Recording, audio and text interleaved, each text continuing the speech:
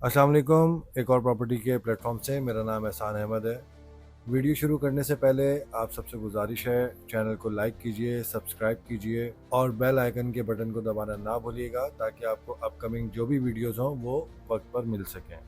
Video का आगाज़ करते हैं यहाँ पे, और मैं आपको बताता चलूँ मार्केट के एतबार से कि मार्केट अपडेट क्या है इस वक्त। आज जो मैंने व्लॉग किया था उसके अंदर मैंने बहुत सी चीज़ें आपके साथ डिटेल के अंदर एक्सप्लेन की थी सारी, कि क्या इम्पैक्ट आया नैब के नोटिस के बाद, और फिर उसके बाद और भी दीगर वजूहात थी जिनकी वजह से मार्केट जो है वो डाउनफॉल की तरफ जाने लग गई थी।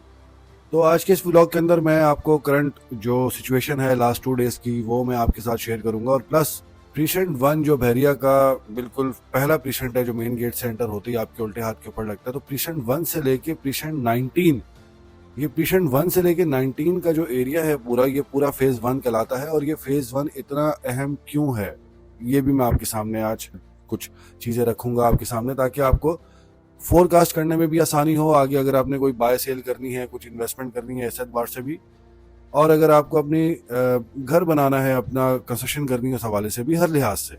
तो सबसे पहले मैं आपके सामने जिक्र करूं मार्केट के एतबार से कि मार्केट के अंदर क्या चल रहा है। बहुत सी खबरें ऐसी हैं जो फैक्ट एंड फिगर्स के ऊपर मबनी हैं, और बहुत सी चीज़ें ऐसी मार्केट के अंदर रोटेट हो रही हैं। डेफिनेटली कोई भी न्यूज़ बहरिया से आउट होती है, जो भी बहरिया से मुंसलिक लोग हैं, खा वो किसी भी फील्ड से ताल्लुक़ रखते हों, कोई भी बात अगर शहर तक जाती है या लोगों तक जाती है, उनमें कुछ चीज़ों के अंदर सदाकत होती है, कुछ में सदाकत नहीं होती, तो वो आप उसको जस्टिफाई नहीं कर सकते कि कौन सी रियल न्यूज़ है और कौन सी जो है वो फेक न्यूज़ है। नैब के नोटिस के बाद जो इम्पैक्ट बहरिया टाउन कराची के ऊपर आया, जो प्रॉपर्टी के अंदर गिरावट आपको नजर आई, ये बात तय है, और ये आप अपने जहन नशीन कर लीजिए कि जो कंस्ट्रक्टेड प्रॉपर्टी है वो अपनी जगह मजबूत है। कंस्ट्रक्टेड प्रॉपर्टी के अंदर इतनी डाउनफॉल नहीं आया, और ना हम आगे फोरकास्ट कर रहे हैं इस चीज़ के एतबार से।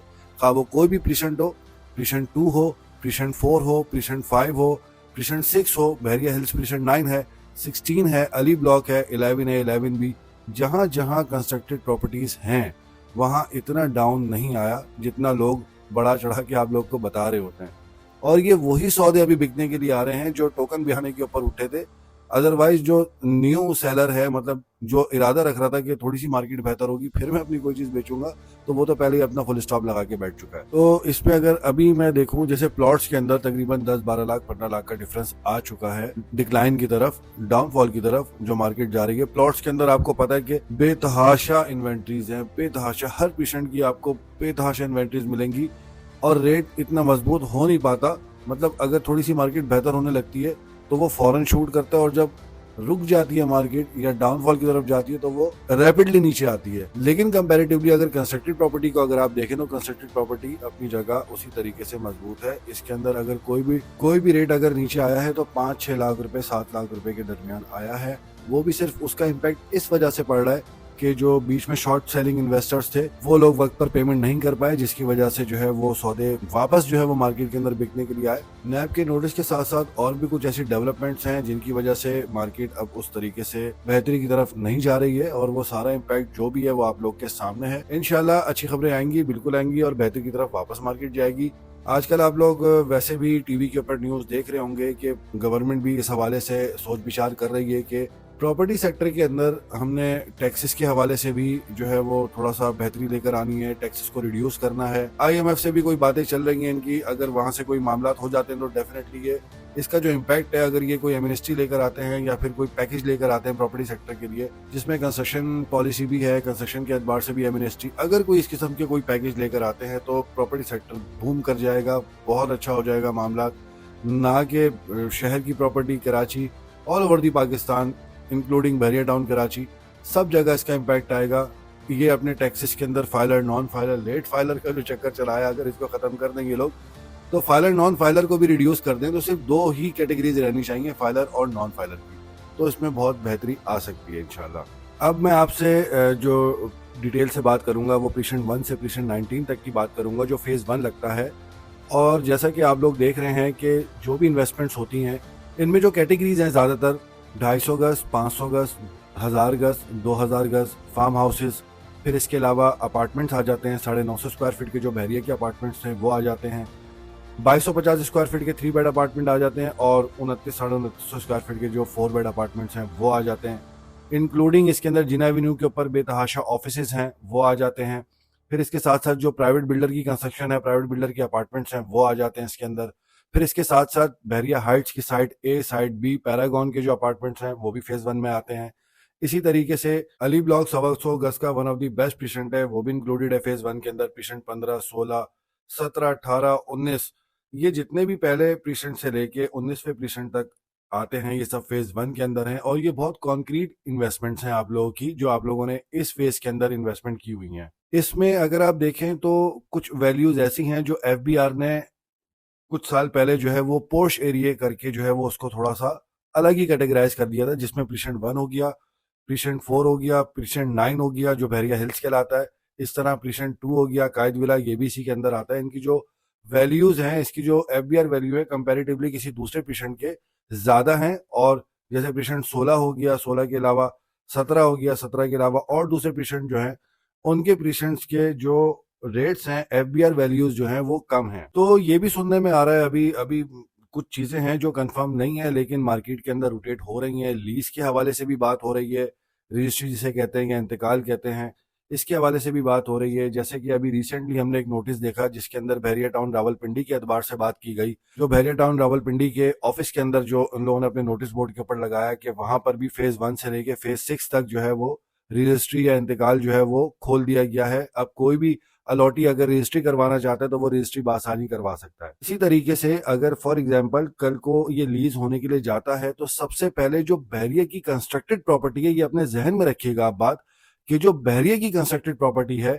अगर वो लीज के ऊपर जाती है सबसे पहले, जिसमें प्रीसेंट 2 के विलाज आ जाते हैं, प्रीसेंट 19 के जितने भी अपार्टमेंट्स हैं वो सब आ जाते हैं, वो एसबीए से अप्रूव्ड होंगे। इन बिल्डिंग कंट्रोल अथॉरिटी के पास उसके सारे maps, layout plan, floor plan, सब चीज अवेलेबल होंगी। वो उसको लीज करने के लिए जब यहाँ पर आएंगे, वो डिमार्क वगैरह, मतलब जो उनका जो इनिशियली जो सेटअप होता है, जो उनकी जो फिजिबिलिटी होती है, वो सब कंप्लीट कर चुके होंगे।